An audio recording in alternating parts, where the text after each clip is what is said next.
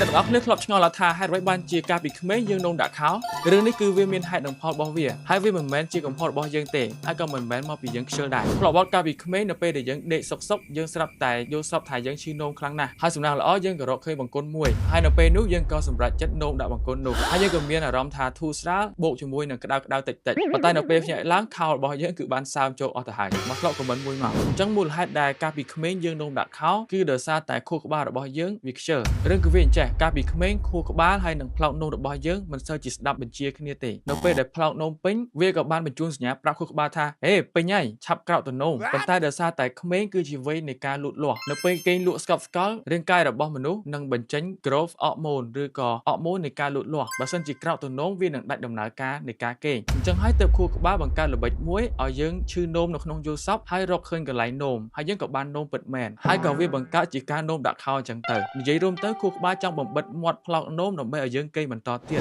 អញ្ចឹងហើយឪពុកម្ដាយដែលមានកូនអាសានោមដាក់ខោកុំឲ្យស្ដីបន្ទោសគ្នាអីដោយសារតែខួរក្បាលរបស់ក្មេងផ្ដោតទៅលើការលូតលាស់ជាជាងការក្រោកទៅនោមទោះអ្នកវិញឈប់នោមដាក់ខោតាំងពីអាយុប៉ុន្មានកុំភ្លេចខមមិនម្នាក់មួយផងហើយកុំភ្លេចមិនសិនអ្នកដែលធ្លាប់នោមដាក់ខោចូលមកឲ្យអស់មកចុច follow ដើម្បីមកឆ្ងល់ជាមួយខ្ញុំនៅវីដេអូក្រោយទៀត